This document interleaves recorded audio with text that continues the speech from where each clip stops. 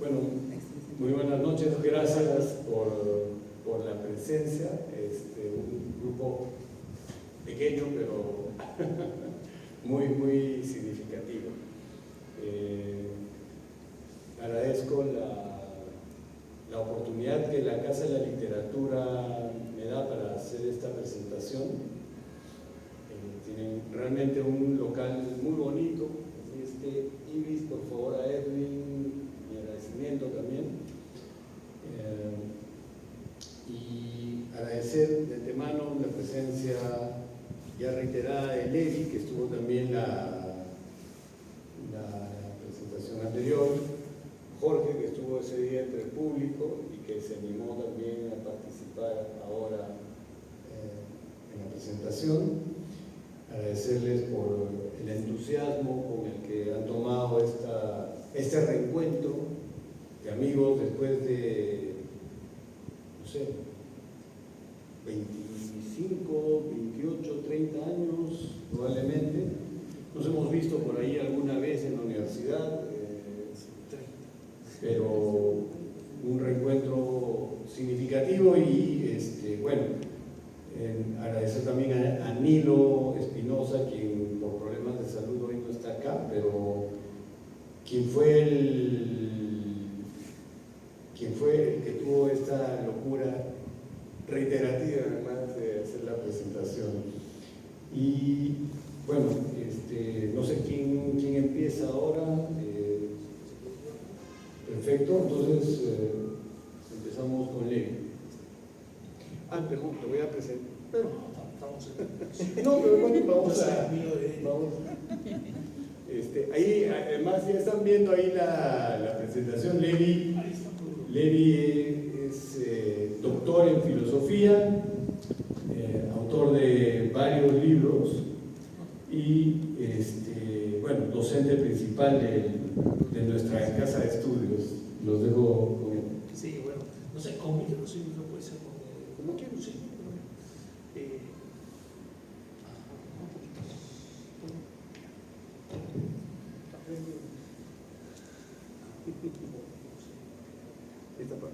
Bueno, buenas noches. Segunda ocasión de presentar el trabajo de Derek, que tú estuviste la vez pasada.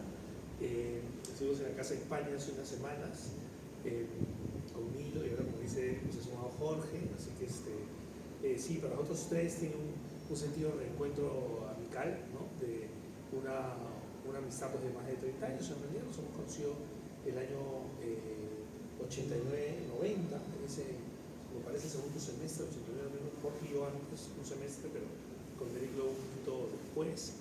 Y bueno, ahí Derek fue cultivando su vocación literaria y sacando cuentos que ha venido escribiendo y por fin ha sacado en este formato donde básicamente son cuentos y algunos son poesía.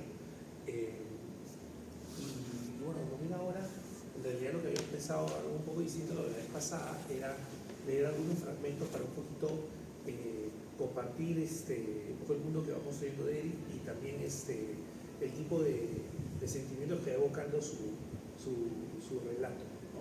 A mí yo había elegido este cuento Cielo del Infierno, que es el más largo, que es convoca muchos temas a los que luego me referiré, pero les quiero leer en la parte en la que, bueno, hay como es una pareja que está en el final de sus vidas, ¿no? Y por favor, sí, acá adelante.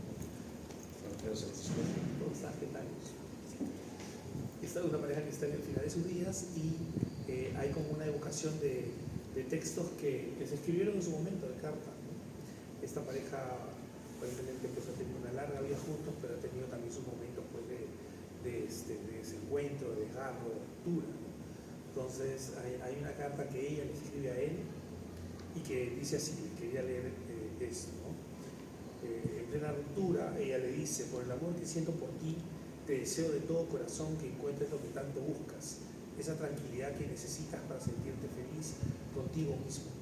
Solo así puedes ser feliz con los demás, creo yo. Igual te deseo que encuentres a alguien a tu medida, aunque es difícil para todos, eso de la media naranja debe ser solo un cuento. Sabes, es mejor así, necesito respirar aire fresco, pues creo que ya me estoy ahogando y esta sensación es insoportable de verdad para mí. En momentos como aquel, quisiera que se abra la tierra y yo meterme allí, o que pase una nube y me lleve volando donde sea, pero no puedo seguir aquí, no puedo mentir. Hay una lucha titánica entre lo que me dicta el corazón y lo que me dice el cerebro. ¿Es eso vida realmente? Pues pareciera una ruptura, Dios, para ti, ¿no? Y luego, bueno, va a seguir el relato y lo quiero retomar en un momento más, pero yo quería que cogí este texto porque yo creo que hay mucha nostalgia en los relatos de es el primer sentimiento que evoco yo cuando tengo que ponerme a pensar qué comunicaría o qué me moviliza, ¿no? Los relatos de ¿no? Esa nostalgia a veces es como muy simpática, a veces es como muy ingenua, ¿no? Está este cuento Suerte a la italiana, ¿no? Donde está esta situación de no la pitonisa, ¿no? O sea, digamos, la mujer que echando cartas le echa la suerte a un personaje y le dice, pues, te irás a Roma, ¿no? Cuando ya se está yendo, bueno, no voy a poner tanto, pero bueno, no se va precisamente a Roma. Hay mucha ironía en el cuento de Guerrilla, ¿no? Sobre chicos militantes que pensando en entrenarse para la revolución, en realidad se están entrenando para otra cosa, ¿no? Y todo eso es recogido por Derrick, digamos, con cierta capacidad de reírse de uno mismo. Y es un componente de la nostalgia también, ¿no? La nostalgia no es simplemente pues, esa emoción desgarrada en la que todo es terrible, ¿no? Sino que la nostalgia puede tener también su sonrisa, ¿no? Y la tiene en los cuentos de Derrick. Aunque al final, seguramente esa sonrisa no predomina la nostalgia de estos cuentos, ¿no? Más bien está presente, insisto, pero no es lo que domina más lo que es este asunto como del vacío trágico que Derrick porta consigo en sus relatos, no digo en su vida, ¿no? En sus relatos, y que a veces tiene una clave adolescente también, ¿no? Este cuento Sueños allá va la muerte, de amores fallidos, o personas que no pueden encontrar en el amor erótico de pareja una redención a los vacíos personales, ¿no? Entonces hay un intento de resolverse y a veces uno se quiere resolver en la amada, del amado, pero no es suficiente y entonces al final igual el vacío llega, ¿no? Puede llegar como suicidio, puede llegar como abandono de sí, como derrota del ánimo que decide ya no seguir buscando más porque no tiene sentido buscar, porque en realidad cómo está armada la existencia y cómo está armado la propia vida social en la que estamos inscritos no nos da opciones para mucho. Y entonces al final en realidad nos gana esa circunstancia, ¿no? Pero salpicado, insisto siempre, ¿no? Salpicado con ironía, ¿no? Y también creo que hay un elemento que también mencionaba la vez pasada que tiene que ver con la raíz cusqueña de todos los mundos que va creando Derrick, que remite obviamente a su historia personal, ¿no? a su raíz personal, familiar, ¿no? Y creo que ahí se logran momentos muy especiales, porque la narración de Derrick a veces es como que nos lleva por lo onírico, ¿no? Nos lleva por situaciones algo difusas, a veces tiene algo, digamos, de ilusiones que aparecen en situaciones extrañas en las que nos coloca, además como una cosa que da como con una puntuación que nos va llevando así por caminos no tan definidos en lo que está pasando. Y sin embargo, hay algunos cuentos donde más bien la cosa se pone realista, ¿no? Trágicamente realista, digamos, ¿no? Como por ejemplo en de El Rey y el Monstruo, ¿no? Que es en el que, acá más cerca, ¿no? Trabaja un funcionario, digamos, que trabaja para el Congreso en ese caso, y que no sé si alguna vez Derrick has trabajado, digamos, en alguna posición de asistente en algún cargo público, qué sé yo, pero digamos, transmite vívidamente lo que es el día gris, ¿no? No solo pues de la panza de burro limeña, ¿no? Sino de la noche limeña, que además termina siendo el final de un día donde ha sido una serie después de ruidos, de ajetreos, y ese pues en la Bancay, ¿no? Yo creo que ahora la Bancay fácil está más transitable que la época nuestra de los 90. Habría que verlo, esa es una pregunta sobre cuál infierno puede ser peor, ¿no? Es una cosa que no es fácil de resolver, pero más allá de ruido y todo, el relato tiene como una distancia con ese ruido, porque lo que queda siempre es el trazo intimista, ¿no? De qué estoy haciendo acá. Yo tenía otra expectativa, ¿no? Yo quería algo diferente, no brillar, ¿no? Y estoy acá, ¿no? Pues, coludiendo con la corrupción, ¿no? De alguna manera, reproduciendo, en fin, envejeciendo, ¿no?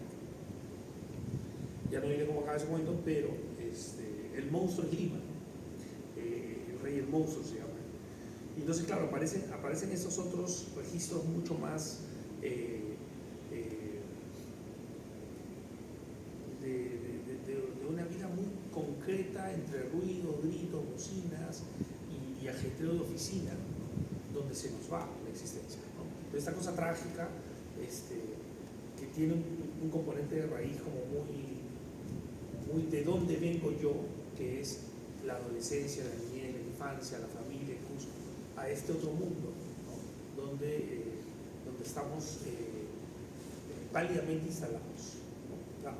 Eso es fuerte, creo que se marca mucho, ¿no?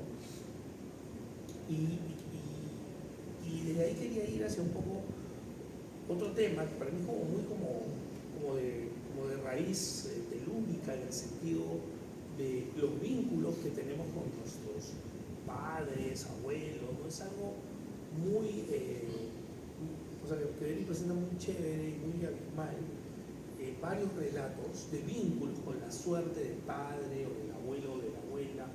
Hay esta trama de las generaciones, ¿no? Y aparece, por ejemplo, en este cuento Algunas muertes, todas las muertes, donde en realidad hay como un relato acerca de distintas biografías, la suerte de las mismas, de, por ejemplo, amigos, ¿no? De la infancia cusqueña que han tenido distintas suertes en su existencia. No es que todos mueran, ¿no? Algunos, digamos, tienen una existencia un poquito más resueltas, o no que mueran trágicamente necesariamente, pero hay mucho de cómo lo que uno es aquí ahora está siempre interpelado por lo que uno pudo ser, quiso ser, o por lo que quizás pudo ser y quiso ser el padre o el abuelo. Entonces es como que hubiera una trama intergeneracional que carga nuestros hombros también. O sea, no es pues un relato, digamos, instalado en una psicología individualista, que simplemente está con su drama personal, ¿no? Sufriendo su momento, no, sino esto tiene ese peso, te tira hacia atrás. Esto es algo que a mí me convoca mucho, muy de justamente, ¿no? Tradición de literatura peruana, donde esta experiencia de la migración, ¿no?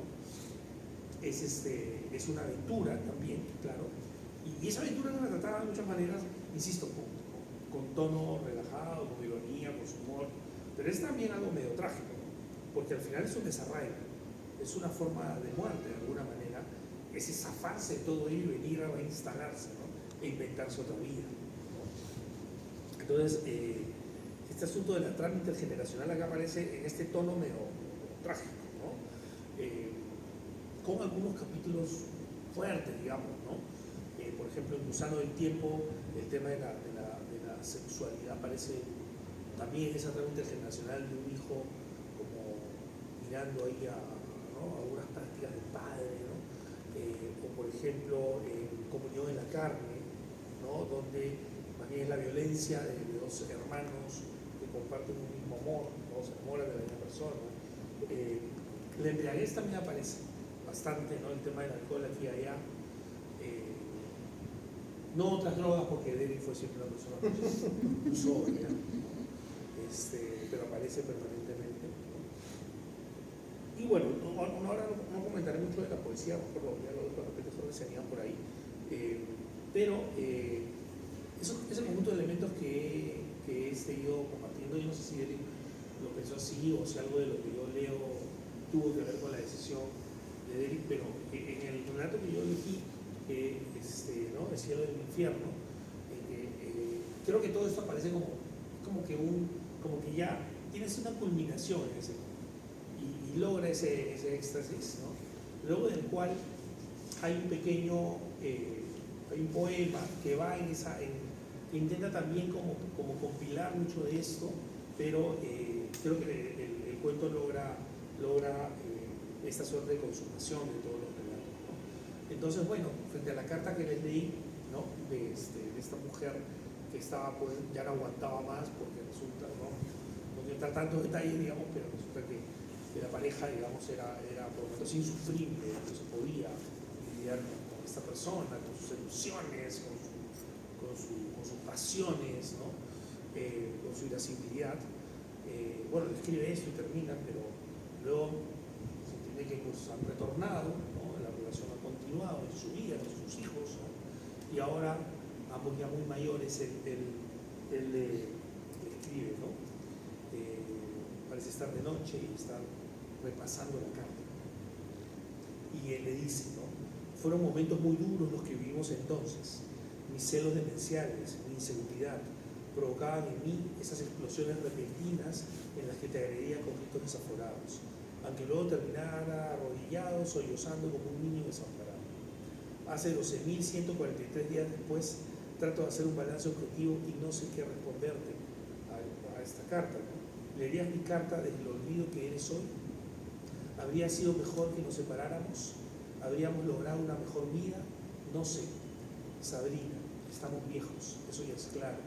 Estoy olvidando cada día más las cosas, pero me recuerdo en ese tiempo como un caballo brioso, un caballo muy fuerte, pero chúcaro y sobre todo desbocado. Así me sentía, como una bestia muy fuerte, recorriendo el mundo sin un destino, venciendo obstáculos, muchos obstáculos siempre cuesta arriba, pero sin saber a dónde iba. Tú destacabas en tu carta que admirabas en mí justamente el empeño que ponía en lograr las cosas. Visto en retrospectiva, tal vez fuiste tú las riendas que necesitaba para llevarme a donde llegué. ¿Habrá valido la pena? Ahora que me voy muriendo sentado en ese sofá, cuando el diagnóstico ha sido claro y no tengo más allá de 6 meses de vida, me miras completamente ajena, con los pensamientos volcados hacia no sé qué mundos o tiempos. ¿Será que pese al tiempo transcurrido y aunque intenté ser mejor para ti, lo hiciste finalmente?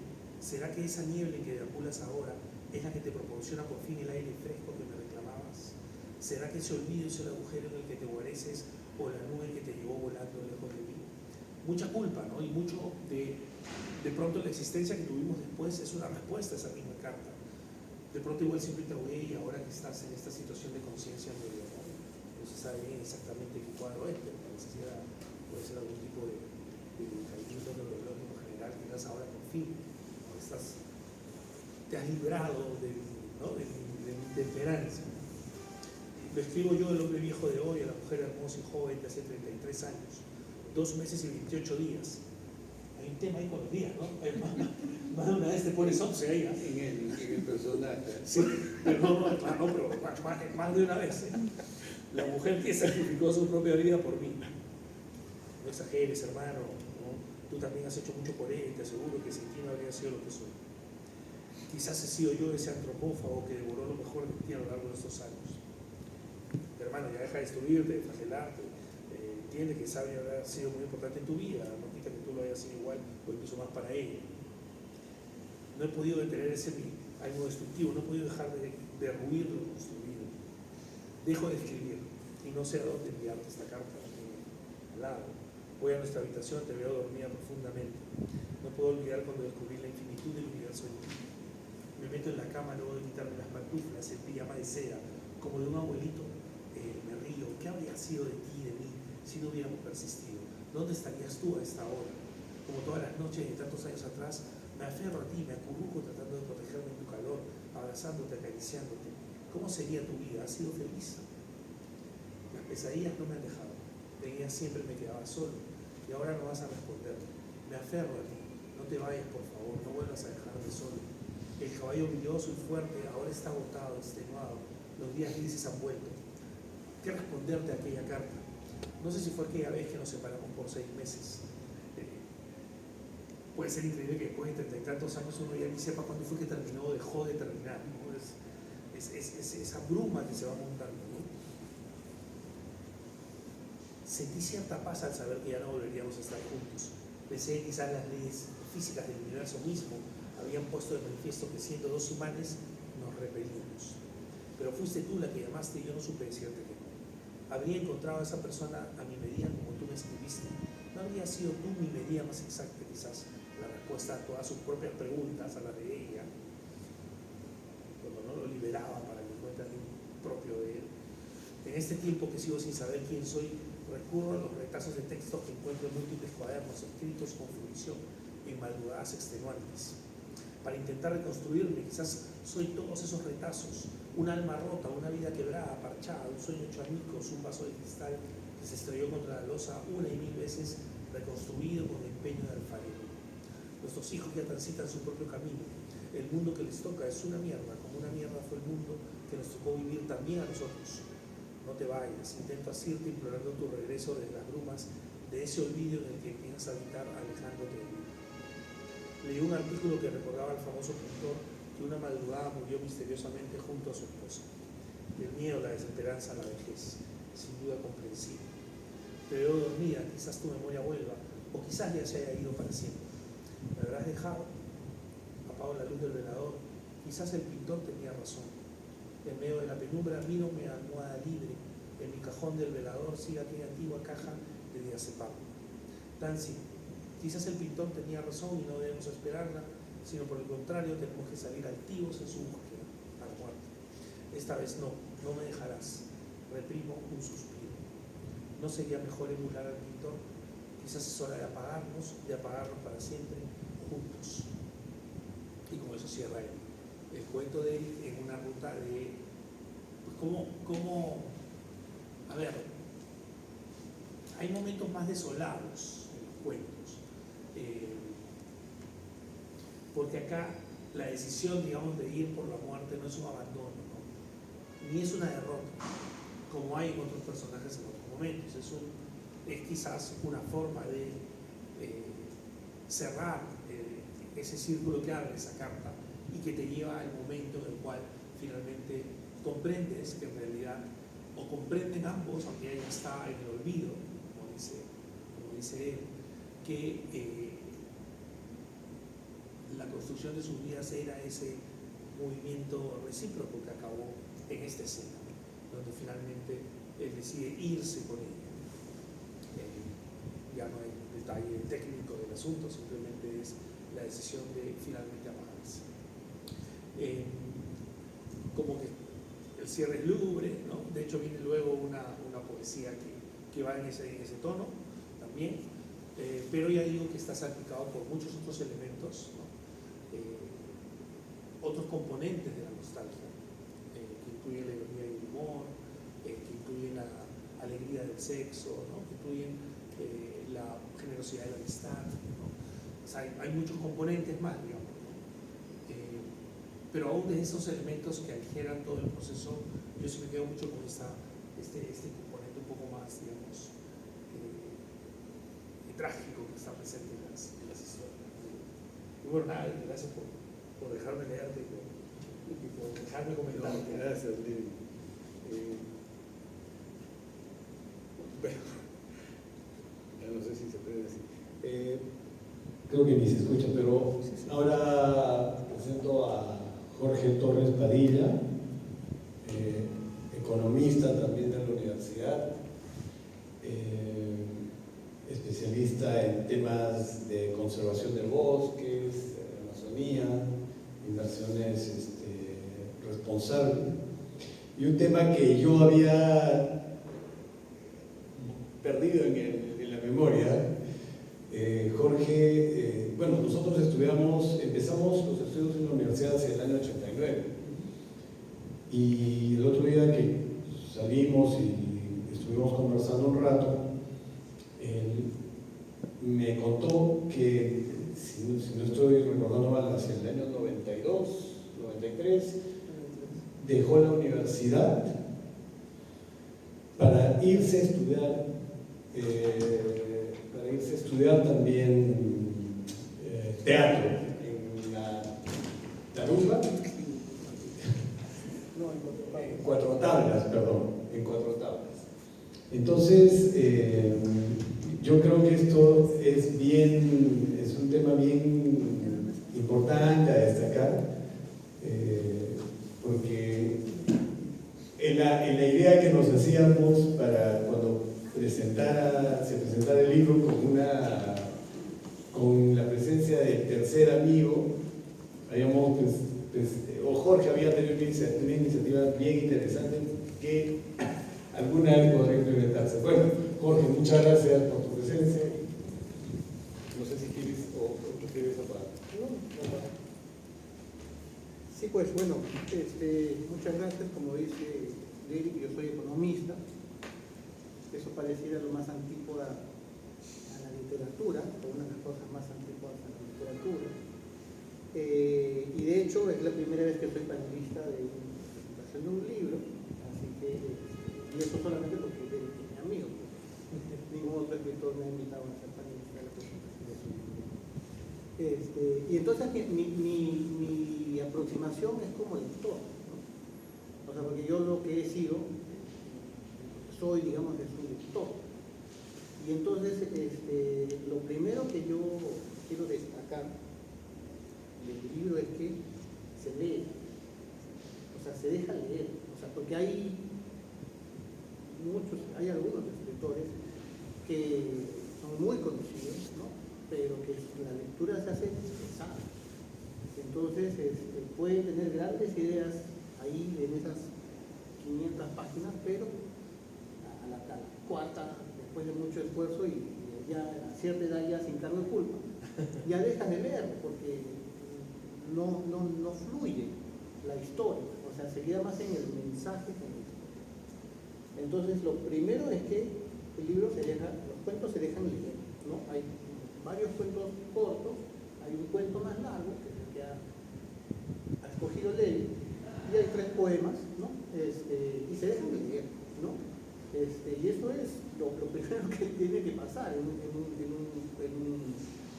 cualquier escrito, digamos, que uno quiera. Yo lo digo de lector.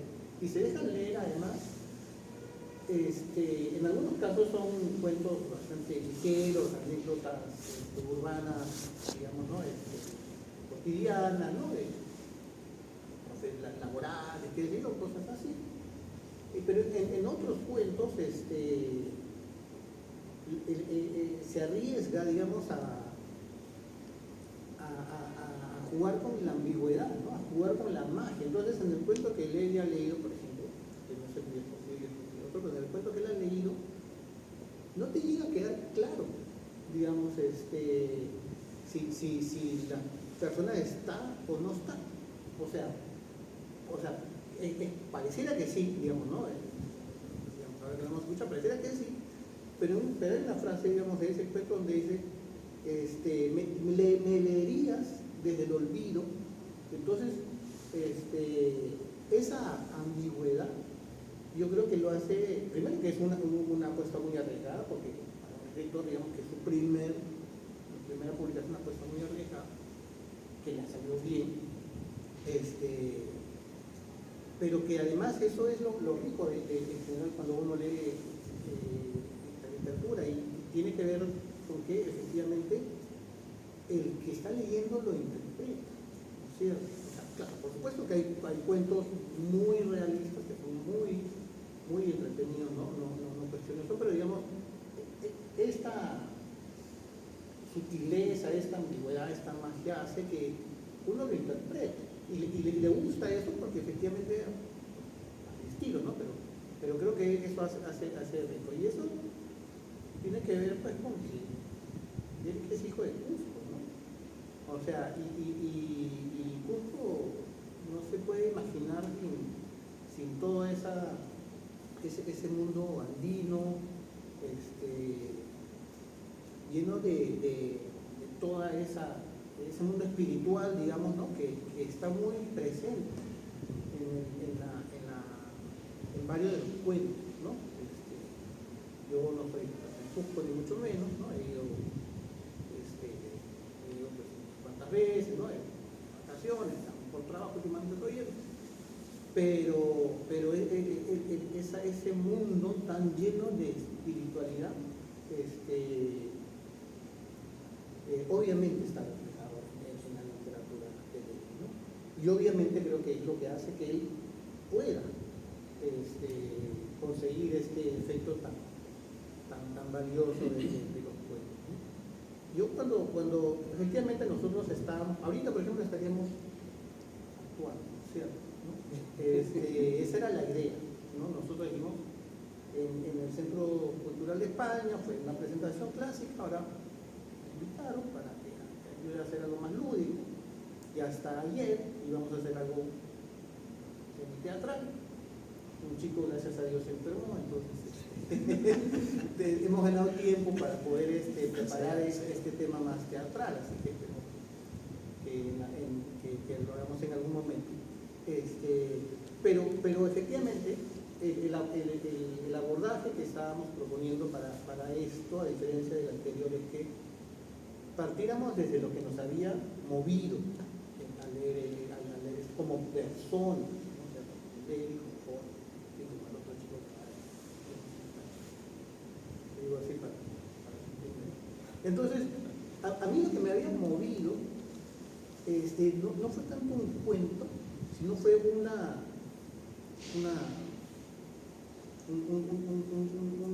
intercambio, digamos, que hubo en la presentación del Centro Cultural de España, que es cuando Levi le dice, cuando hace el análisis, ¿no?, de aquel día, lo social, o sea, yo encuentro en los cuentos lo social presente.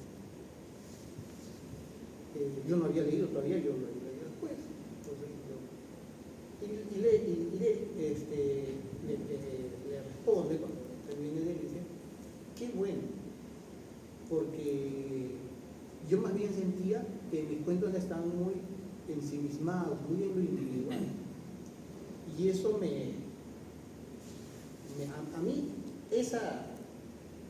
ese ping-pong, digamos, a mí me movió mucho, porque yo siempre he sentido, digamos, o sea, siempre me ha interesado si la literatura debe ser esencialmente honesta con el autor o debe, digamos, tener un compromiso con el autor, ¿no? Hay un poema de Manuel Escorza, no sé si lo recordarán, Epístola a los poetas que vendrán, que lo voy a leer un cachito para que veamos de qué dice algo así. Tal vez mañana los poetas pregunten por qué no celebramos la gracia de las muchachas. Tal vez mañana los poetas pregunten por qué nuestros poemas en largas avenidas por donde venía la ardiente cólera. Yo respondo, por todas partes oíamos el llanto, por todas partes nos sitiaba un muro de olas negras. Iba a ser la poesía una solitaria columna de rocío, tenía que ser un relámpago perpetuo. Mientras alguien padezca, la rosa no podrá ser bella. Y sigue así el poema. Googleen, un poema bien bajado. Pero es un poema donde él se toma partido claramente por el lado del compromiso. Yo me inclino más a la honestidad como autor, que obviamente Escorza estaba siendo honesto cuando tomaba partido por eso. Y cuando leí los cuentos de David, encontré que le había ganado lo individual bastante. O sea, hay un cuento que es el que también mencionó David, del asesor que trabaja para un congresista corrupto, que claramente pues te habla de corrupción, digamos, estructural del país. Entonces no deja de ser. Pero en general los cuentos son cuentos intimistas, ¿no? Son cuentos personales donde los personajes son personajes además fallidos, ¿no? O sea, porque digamos que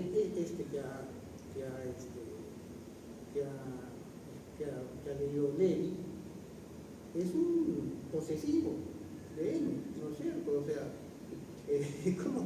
O sea, efectivamente hay historias así, no hay un juicio, el autor no está haciendo un juicio, ¿no? Pero digamos, son la mayoría de los cuentos más logrados, son cuentos que están asentados en la construcción de una relación desde la imperfección, desde la inseguridad, desde el tema de la y funciona, yo creo que funciona muy bien. Y el cuento que yo quiero leer pues, tiene que ver con eso, ¿no? A mí se llama Sueños, allá va la muerte, ¿no? Entonces Raúl me contó que una tarde Gerardo se presentó en su casa y le dijo que se iba a buscar el sentido de su vida. No había podido formularle pregunta alguna, quedó mudo, absorto tras esa confesión. Sí, Raúl, hay veces en que uno se pierde en un pantanal, en alguna de esas noches eternas de la ardua caminata que es la vida. El cielo nocturno te niega la luz de la luna, de las estrellas, te niega el consuelo de la lluvia.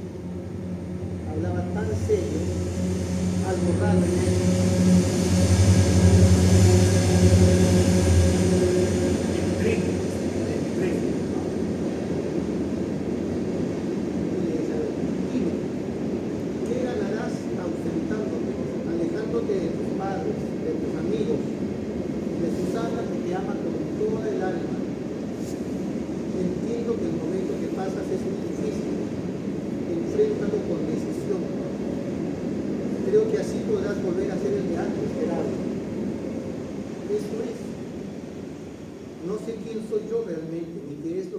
Si es que alguna vez quise algo, ¿cómo era antes?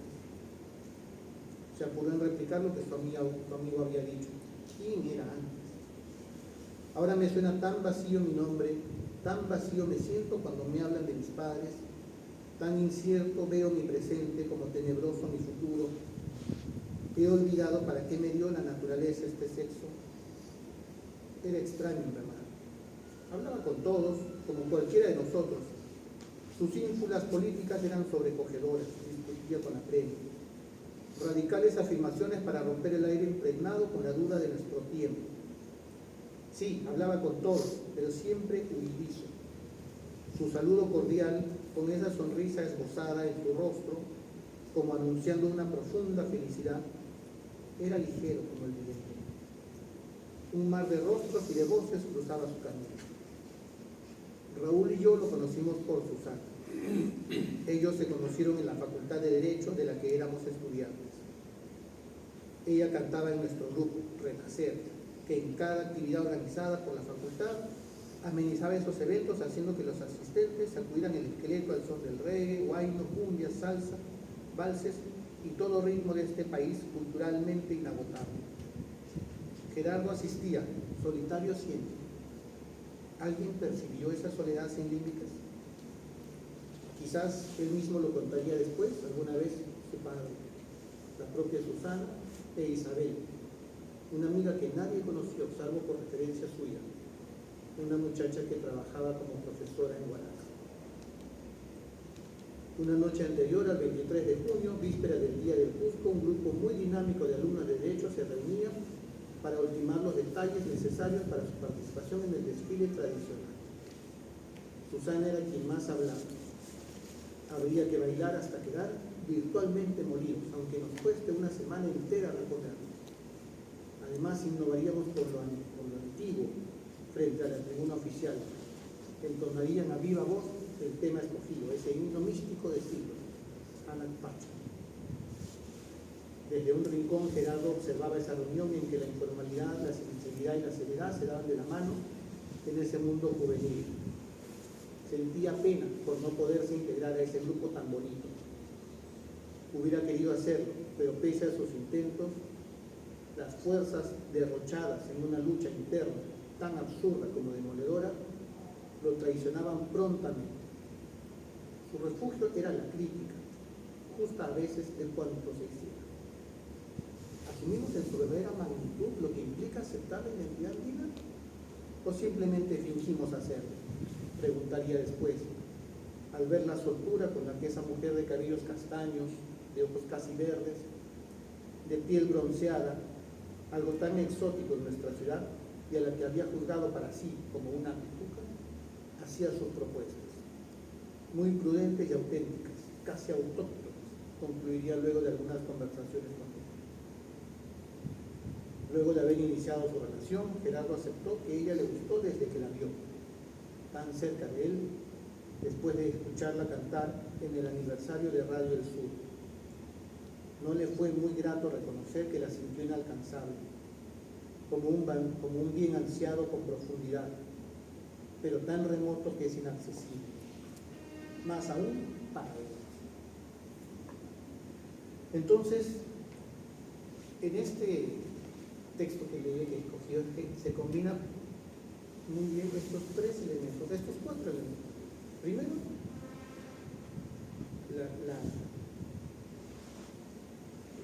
todo el entorno, digamos, como, más que como paisaje, como algo impregnado, digamos, ¿no? en los personajes. Lo segundo, esta necesidad de tener un compromiso expreso, en este caso, digamos, a partir de la revaloración de la cultura andina como mensaje político, además. Y tercero, el personaje que es tan rápidamente graficado psicológicamente. O sea, lo ves allí, ves a una persona tímida, ves a una persona insegura, ves a una persona que se enamora con profundidad.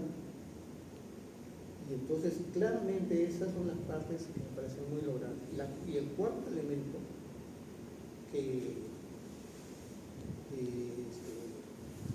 está muy presente es que escribe sobre el pasado. Efectivamente, hay algunos cuentos que uno dice, esto está pasando en ese momento, ¿no? El cuento del viaje a Italia, sí, pasa en el momento. Pero la mayoría de cuentos los cuenta de cosas que le pasaron, o sea, los cuenta desde la vejez, los cuenta después que pasaron. Entonces, esa escritura como recuerdo está muy presente, es un estilo que se encuentra y que creo que quería mencionar, digamos, como un elemento de eso. Pero entonces, claro, yo venía un poco preocupado, ¿no? de que lo iba a decepcionar, y decir, no, ya ha ganado lo individual, ya ha ganado lo psicológico, ¿no? Está bien que te gane, o sea, a mí me gusta que esa parte gane. Pero claro, efectivamente, mientras escuchaba a Levi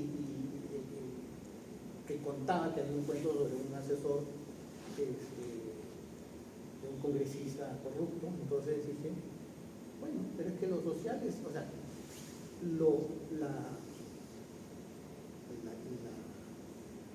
la limpieza, digamos, la pureza de los personajes dentro de toda su complejidad psicológica, la pureza de los personajes y la honestidad de los personajes que lo llevan efectivamente a no aceptar esta corrupción a una costa de perder el trabajo. Está ahí el compromiso, o sea, no necesita ser rimbombante, el compromiso está desde la honestidad profesional, desde la honestidad con el entorno, ¿no? Entonces creo que está logrando cuajar bastante bien, así que nada, a los que no han leído los libros, animo a leerlo. Ese cuento que yo he leído tiene un final, no lo voy a decir, pero que te quema la cabeza, o sea, que no te puedes imaginar nunca eso. O sea, es real maravilloso. Es real maravilloso. Entonces, nada, ojalá que escriba más y si ha escrito cosas que no están publicadas, ojalá que las publique, ¿no? Que necesita todo, porque es que en realidad hay que volver, ¿no? Hay que volver a leer, hay que encontrarnos para conversar de las cosas que nos gustan, ¿no? De las lecturas que nos gustan. Gracias, Jorge. Yo sé que estamos con la hora, pero voy a quebrar un poco el esquema que habíamos planteado. Está acá un gran amigo también, Mario, que no solo está como amigo, sino que ha estado como uno de los primeros lectores de este texto y que, digamos, espero no lo tomes a mal, espontáneamente quisiera también escuchar tus comentarios, que los he escuchado yo, pero me gustaría proponerte que lo hagas de la manera espontánea que salga. No, muchas gracias y buenas noches. Mario Arteaga es abogado, él ha sido funcionario durante muchos años, una persona muy comprometida con el derecho público en el país y, digamos, de los pocos profesionales que conozco convencidos de la necesidad de un aparato público ético, eficiente. Entonces, una breve presentación para darte la palabra. No, muchas gracias, Eric. Y no, efectivamente lo que yo quisiera empezar diciendo es que una vez más Derek nos hace sentir orgullosos, no solo a su familia, sino también a todos sus amigos. Y es que en el área en que se desempeñe lo hace muy bien, el área jurídica, como abogado, como árbitro, su compromiso con el quehacer político, más allá de que no entre directamente a una cancha tan embarrada, pero sí lo hace desde afuera y a través, una vez más, de escritos muy bien redactados y que, como dice Jorge, se dejan leer y uno disfruta mucho de hacerlo. Entonces, en este caso sí, efectivamente yo he hecho la tarea, es decir, he leído el libro y no soy crítico ni mucho menos, tan solo un aficionado que gusta de la buena lectura, y definitivamente es un texto muy bien logrado. Ahí se nota el talento de alguien que escribe muy bien, se deja leer efectivamente y uno disfruta. No voy a ocuparme de un cuento en específico, pero sí quisiera compartir con ustedes en todo caso unas frases que me han gustado mucho a lo largo de varias partes del cuento. Entonces, por ejemplo, en Gusano en el Tiempo, la página 100-101, dice lo siguiente: mi curiosidad quebró esa línea del tiempo a través de aquel agujero que me instaló en ese limbo entre la erección y el llanto. Luego, en Algunas muertes, todas las muertes,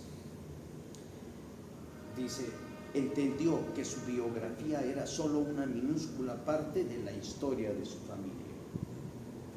¿No? Muy contundente, muy gráfica la descripción, es usted en la página 70.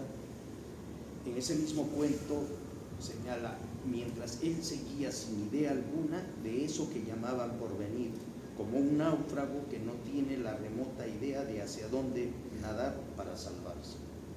¿No? Y como decía Levi, una vez más se da cuenta de esa nostalgia y a veces pesadumbre que está presente en todos los relatos. Luego, en Cielo de mi infierno, me gustó esta parte, dice: incrédulo como el caminante que ha logrado, después de 1000 fallidos intentos, hacer cumbre en el mayor nevado. Luego, también en Cielo de mi infierno, dice: el sistema público de salud colapsando en su abandono. La importancia de lo público destaca nítidamente ahora, pero es evidente el abandono al que se condenó todo lo común en las últimas décadas. O sea, una vez más, bueno, en este caso una de las pocas referencias que hace al tema de la realidad nacional y cómo es que van las cosas en el país. Y finalmente, en la página 117, dice: te di mi vida hacia el futuro y las palabras sobraron. También algo que me gustó muchísimo. Y bueno, básicamente eso, pero por lo demás, efectivamente, es algo de lo cual uno puede disfrutar muchísimo, muchísimo. Gracias. Muchas gracias, por Mario. la oportunidad. No, muchas gracias. Bueno, es una de las cosas que yo no he podido, salvo hace un par de días, para poder venir de nuevo con algo fresco, es volver a leer el libro. yo no es que no lo pueda leer, no quiero leerlo, estoy un poco distante, o sea, ya algo me ha pasado, entonces lo tengo ahí ciertamente guardado. Pero entonces, a partir de lo que Jorge decía, ¿no? el tema del carácter intimista en mis escritos, sí, fue un tema que siempre me preocupó a mí. Lo hablé con Luis Nieto de Gregorio, escritor cusqueño al que admiro mucho, y yo le decía, oye, pero esto es demasiado intimista, no hay ese, o sea, el intimismo puede hacernos, mostrarnos una realidad que no es una realidad real, ¿no? O sea, puede quitarle realismo a lo que se está presentando. Sin embargo, él me dijo una cosa que me pareció interesante, ¿no? La literatura actual está más bien en ese espacio, ¿no? O sea, la literatura hoy explora mucho el intimismo. Pero a partir del comentario de Jorge, que ya me lo ha dicho en una oportunidad anterior, Levi destacó un componente social. Bueno, ya que lo destacó fue Nilo. Nilo. Sí, fue Nilo que correcto. dijo, yo encuentro a la sociedad acá. Así. Claro, y no es solamente intimista, ¿no? Ya. Entonces, lo de la presentación anterior. Correcto, entonces fue Nilo. Pero fue un tema que a mí me emocionó, porque dije, o sea, no me perdí en una suerte de escritura, en un estilo, en una perspectiva de soliloquio, ¿no? O sea, no es que solamente estoy hablando conmigo mismo, ¿no? Entonces, y probablemente mi manera de ver la política me ha permitido de repente eso, ¿no? O sea, los pequeños destellos, como decía Mario, de lo público, ¿no? De repente aparecen justamente por esta opción política a la que me adherí hace algunos años y que sin ser un activista todavía miro como ideales, ¿no? Ideales políticos. Entonces probablemente eso le da hay mucha nostalgia en los cuentos, sí, aunque mi sensación también es de que esa nostalgia no es solamente una nostalgia apesadumbrada, sino también hay elementos que a partir de esa oscuridad total plantean una cierta esperanza, ¿no? O sea, a pesar de lo oscuro, hay la idea de que la luz va a volver, ¿no? O sea, una nostalgia esperanzada. Algo que también me ha parecido bacán de lo que ha dicho Levi y lo ha destacado otra vez, es que encuentra la capacidad de reírse de uno mismo, ¿no? Y esto me parece muy bueno, porque creo que es algo que también yo normalmente no tengo sentido del humor, pero si es que por lo menos puedo reírme de mí mismo, o mis personajes pueden reírse de sí mismos, creo que es un avance. Y ahí sí tendría que decirlo con claridad. Cualquier parecido con la realidad es pura ficción. Entonces, bueno, pero también no hay que negar algo que se lo leí alguna vez a Gabriel García Márquez, decía, toda producción literaria es profundamente autobiográfica. Yo no entendía nunca eso, ¿no? Porque cuando he leído a Gabriel García Márquez, Yo decía, ¿qué de autobiográfico puede haber en todas estas maravillas que cuenta, ¿no? Todo real maravilloso. Y leyendo el libro de Bailey sobre Vargas Llosa y Gabriel García Márquez hace poco, entendí que sí, pues habían elementos, no sé si ustedes han leído 100 años de soledad, pero hay un capítulo en el que Remedios la Bella, la personaje más hermosa de la familia Buendía, no ha muerto, pero se eleva a los cielos en cuerpo y alma, ¿no? Y se eleva y se está alejando y todos la están viendo subir a los cielos, ¿no? Al cielo. Entonces, al leer el libro pude ver cosas que yo no encontré siquiera en la autobiografía de García Márquez. Bailey cuenta que García Márquez vivía en una situación de pobreza en París con una chica, una española en esos momentos, con la que eran pareja, y la chica resultó embarazada. Pero la chica había ido a París porque quería lograr un futuro en el arte, que no recuerdo qué arte practicaba, pero quería lograr algo. Y decidió que no iban a tener al bebé, a la bebé, ¿no? Y García Márquez, un hombre más bien de mucha tolerancia, de mucho respeto hacia la pareja, aceptó la decisión de su pareja y bueno, perdieron a la bebé. Y tenía incluso nombre ya la niña, ¿no? Era Remedios. Entonces, y esto se lo contó luego la mujer, no recuerdo quién.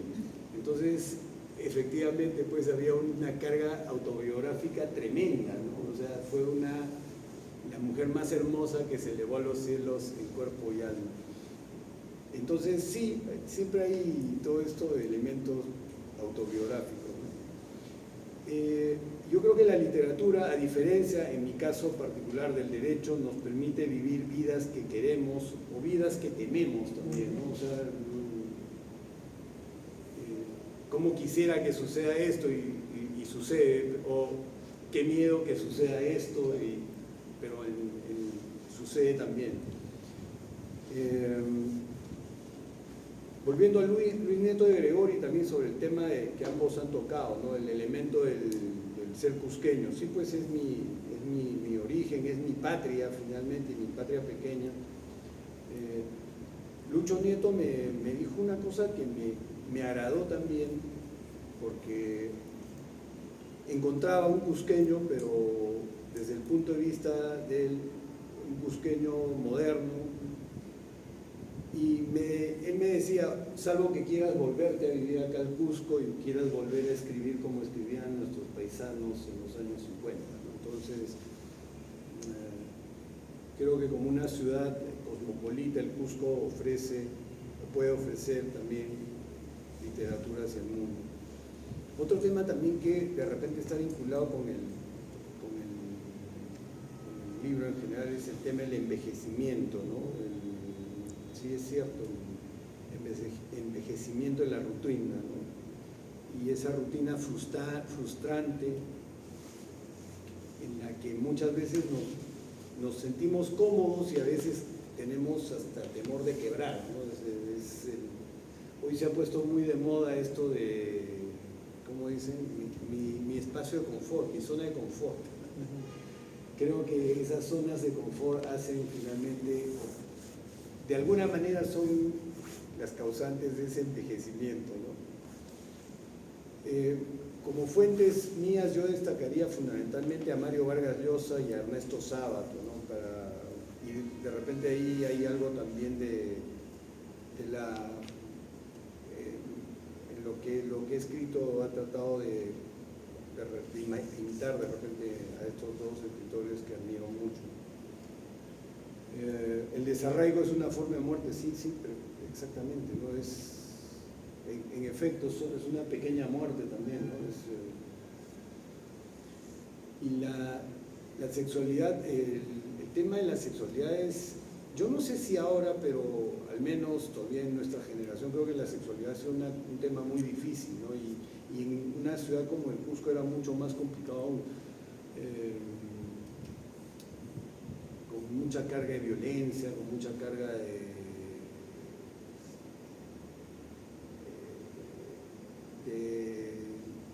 agenitud de lo emotivo, como algo puramente físico. Entonces de repente también eso he tratado de describirlo. La culpa, ¿no? Sí, es un tema muy presente también en lo que he escrito. Muchas de estas cosas salen o están ahí de manera no consciente, ¿no? Salen y después uno se entera de eso por quienes hablan del texto. Interesante porque cuando el fragmento que ha leído Levi, por ejemplo, él preguntaba, ¿no? La muerte puede ser también, creo que la pregunta, no sé si la llegaste a plantear, puede ser una victoria también. Fernando de Cislo, este pintor, probablemente si estuviera acá para contestarnos podría decir que sí, ¿no? Su muerte y la muerte conjunta con su esposa podría ser como una suerte de muerte victoria, de una victoria frente a la vida que se les iba avecinando, que ya no era vida, ¿no? O sea, podría ser, ¿no? Sin perjuicio que la muerte es ineluctable, ¿no? Bueno, gracias por las impresiones al decir que es un libro que se lee, ¿no? O sea, eso me anima mucho. El tema de la ambigüedad que ha destacado Jorge, por ejemplo, me parece bien interesante, porque creo que ese es el espacio que nos permite en un país en el que, por ejemplo, una persona que debiera estar condenada por esterilizaciones forzadas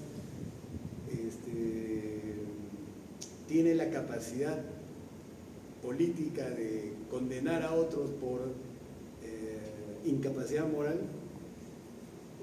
nos muestra pues los claroscuros, el hecho de que no existan categorías absolutas, ¿no? O sea, buenos, malos, en un ámbito en el que hay tantos matices. Realmente el terreno de la ambigüedad es muy rico para poder explorarlo, sin perjuicio de que, por ejemplo, escuchaba a un político argentino diciendo, por ejemplo, yo no voy a poder compartir jamás con Milei un almuerzo, porque con lo que Milei dice, con lo que Milei hace, yo sé que no es una buena persona, ¿no? No puede ser una buena persona, entonces yo no puedo estar con una persona de ese tipo, ¿no? O sea, cómo hasta en eso hay matices del cómo calificar a las personas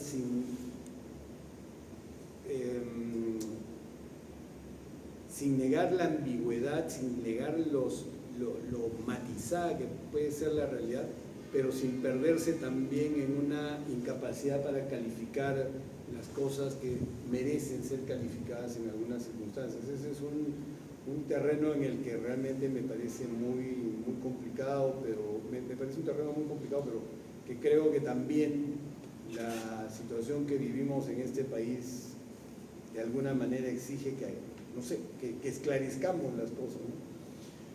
El Cusco no se puede imaginar sino andino. Sí, pues es más, yo creo que el Perú no se puede imaginar sino andino. Luis Guillermo Lumbreras, este arqueólogo al que admiro mucho, o sea, dice que el Perú es andino, o sea, totalmente andino. La costa es andina, la sierra es andina, la selva es andina, o sea, andina en tanto la cordillera de los Andes lo marca todo, ¿no? O sea, tenemos la costa que tenemos por la cordillera andina, ¿no?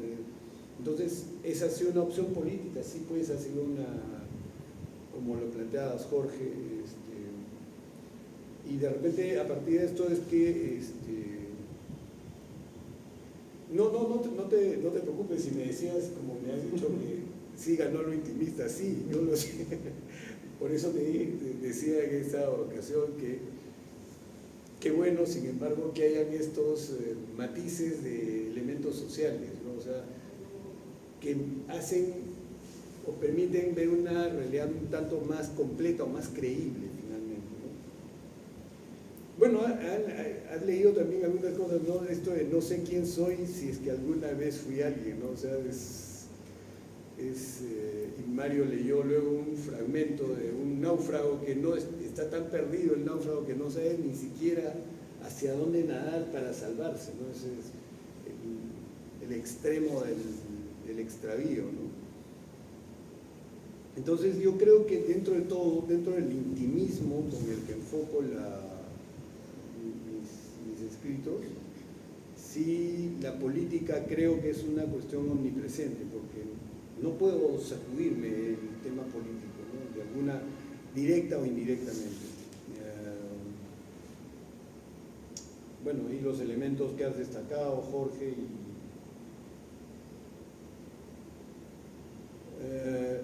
bueno, Mario también ha destacado algunas cosas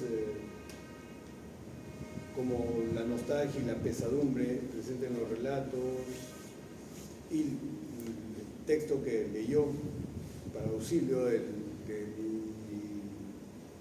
lo que de público puede haber en los textos, no sea poco, ¿no? Pero ha estado presente y ha destacado una cosa que a mí me preocupaba mucho, ¿no? Y creo que ha sido una preocupación general. Nos hemos dado cuenta de la importancia de lo público con la pandemia, pero cuando el abandono ya era absoluto, ¿no? Y se pasó la pandemia y el abandono vuelve a lo mismo, ¿no? Y finalmente esa frase que ahora que le escucho leída me ha gustado también: te di mi vida hacia el futuro y sobraron las palabras. Como termino con eso. Muchas gracias.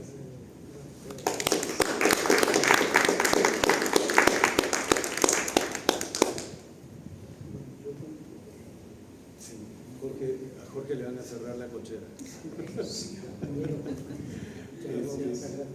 Si alguien quiere, chao Jorge, muchísimas gracias. Si alguien quiere decir algo, pero si no, estamos por... ¿sí?